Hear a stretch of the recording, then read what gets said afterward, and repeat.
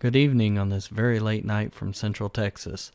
I'd like to start out tonight before we get started by giving a special shout out to the .NET user groups in Minsk and Jordan.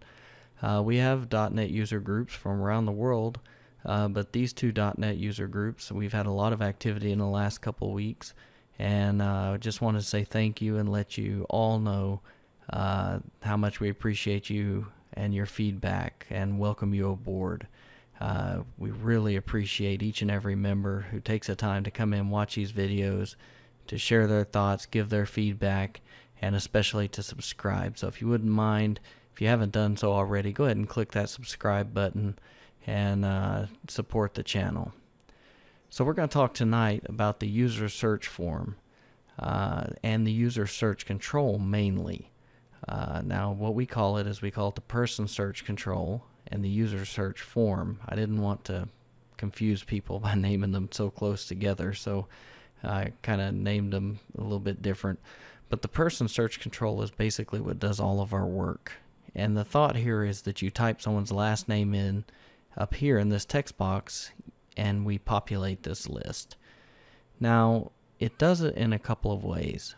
The first way it does it is we have predictive text, and what that is every third character you type is going to fire off this background worker, and it's going to go get people who have matched those starting with those three characters of their last name. And then when you hit number 6, if it's not still busy fetching the first list, it's going to go and get the 6, and so on and so on. And then when you hit search, it's going to be on the front end thread. It's going to go ahead and go get a list and bind it to the list box. So to see this in action, I'm going to go ahead and show you like I usually do. We'll start without debugging here. And I've stuck with the old paradigm of leaving my name and stuff in here for you. And now what's not covered and what we haven't covered yet is you'll notice a lot of new stuff, but the user maintenance, edit my info, we haven't talked about that yet. We're going to go ahead and click the user maintenance. We're not covering this form yet, so don't worry about it. You can look at the code. It's not code complete, so don't judge me based on the code here yet. It's just very alpha. But this is the user control we're talking about here, and we're going to go ahead and type in first 3 letters of my last name, and you'll notice I come up because it fired off that background worker. But I can keep typing and I can hit search and the same result comes up. Now if I get rid of it all, you'll notice I stay there because when we hit 0 I don't go search with 0 characters because that would return the whole list. So we have to make sure we have some text in here because 0 modulus any number's 0, so we would search. So we'll look at that in the code. Conversely, I can go in here and do that and it comes down. And I never hit the search button. It's just that background worker doing the work for me. So if I double click, we fire an event that says who we selected, and that event passes up the data transfer object that we selected. And in this case, on the user maintenance form, we edit that person and do things. Now, this user control, you say, well, why do you have a user control and a user form for the search? And the reason I had to do that was because when we've got managers attached to people, let's say that we wanted to change that. Well, in order to do that, you have to change, you have to show a form, right? And we can't just show the control, so we wrap it in a form. And I'm just going to set it to myself. You can double click and this form will close, nothing changes. So that's why we wrap the user control in a form. So let's take a look and see how we do this. So there's a few things we do, and a few things you might have noticed is that first let's look at the background worker and how that works. All we did was we hooked up to the text changed event for the text box here. The text box text changed event, which you can access by clicking on the text box, going over here, clicking on events. And there's the text changed event. You can double click it and it puts the event here for you. I know it's really basic, but not to be skipped. It's important. And what we do is we say, look, if this background worker, which we named background worker predictor, if it's not busy, and there's text in the last name, text box, and the length of that text divided by 3 has no remainder, then run that text, that search thread, run it. And what it does is it's here in its own region, is it just goes out and calls, remember everything's done through the person object, it calls a function called search people by last name and passes the text in the text box at that moment. Now, is it possible that we pass more than 3 characters? And the answer is yes, because in the millisecond it takes for this to execute the code, you could have hit a 4th letter, right? You could have, if you're really, really fast. We don't care about that. That's fine. It just means it'll be more exact in our results. So, hey, we'll take it. So we're going to go here and look at the code. Like I said, it's a late night. And what we do is we pass it the last name. We're in our person object, in our middleware, in our BLL layer. And all we do is we go in here and we say, look, from the context of people, give us the ones where the last name starts with this character string and order them by the last name. And then for each one that we find, enumerate the list, iterate through it, and create a list of data transfer objects, and do not deep load them. You'll remember that when we convert to data transfer objects, we can pass a true and deep load their reports. Well, that just doesn't make any sense here when we're searching, right? We don't care about the reports, we care about the people. Specifically, in this case, we care about the whole person because in at least the primary usage, you saw us use it to bring up the edit user form and bring up their details. In the second one, where we actually used it on a form, you saw us click the change manager, and really all we care about there is the ID. But we go ahead and pass back the person object. No big deal. So that's how the search, the entire search is right there. I mean, there's not any more complex than that. And then when this background worker, I don't know if you're real familiar with them, but you can hook into their events just like any other worker. When it's completed, you can't, in the do work, you can't access the GUI. Like here, I couldn't say, I couldn't put this code, see this run work completed? I couldn't put this code up here in the do work. I couldn't say person DTO binding source.data source equals this right here, because you get a cross-threading exception. Now, .NET is not good at showing that exception to the user, but it happens.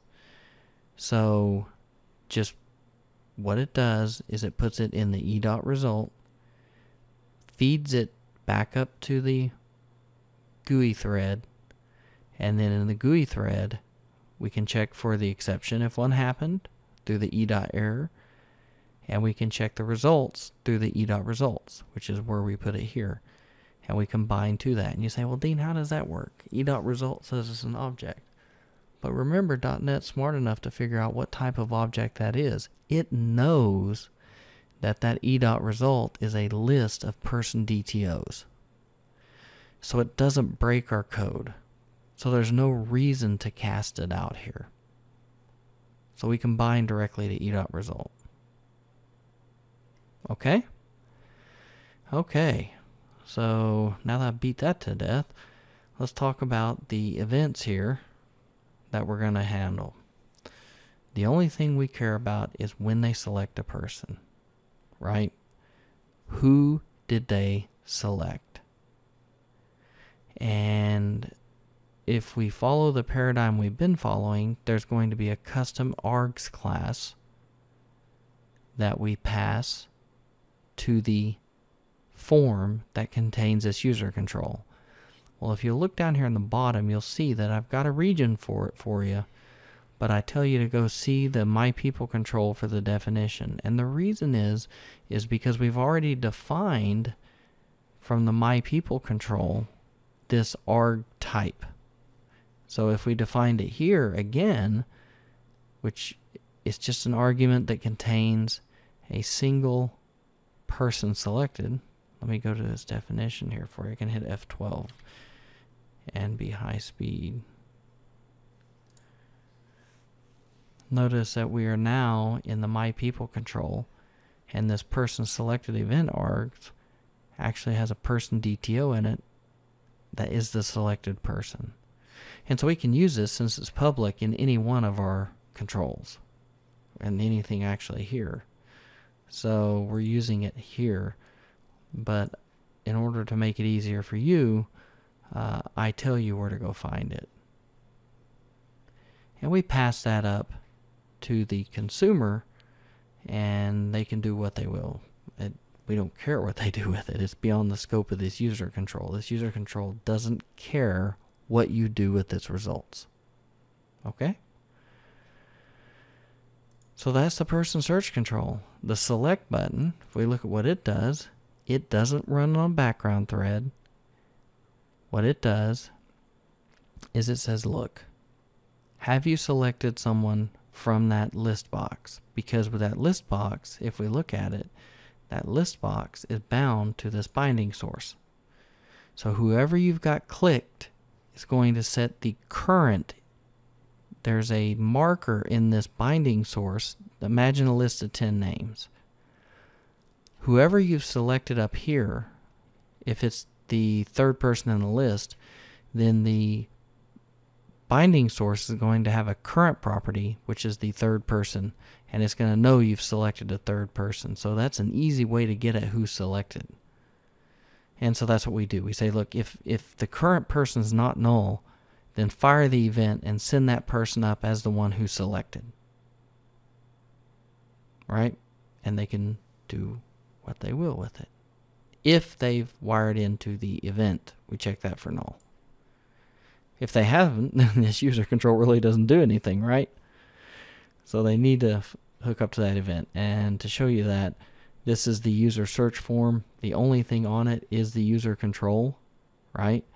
If we look at the events for it, there is an event called, as my mouse works ultra fast, there's an event called person selected, and that person selected event contains that person DTO in the e.selected person. And we say, look, the selected person on this form, which is a property, is the person that you selected. And we close the form. So we get all this search functionality in 2 lines of code. It's pretty cool, right? So that's it. That's the user search control. There's nothing else to it. It's not any more complicated than this. You can play with the code. Now there's a whole bunch of other code that's going to come down with your latest update. Don't pay any attention to it. We're on video 11. If you haven't seen a video about a form, you will, because there are forms on here such as the edit user form, select a manager form, things like that we haven't covered. Don't worry about them. We'll get to them. If you haven't seen a video on it and you've watched all of the videos in this series, we're going to get to all of it. So I'm going to go ahead and end there with that. I want to thank you for your time. Thank you for your attention. Again, a special shout out to all the new users and all the new members of the team out there. Thank you. Please click that subscribe button and support the channel. And we'll see you next time. Thanks for stopping by.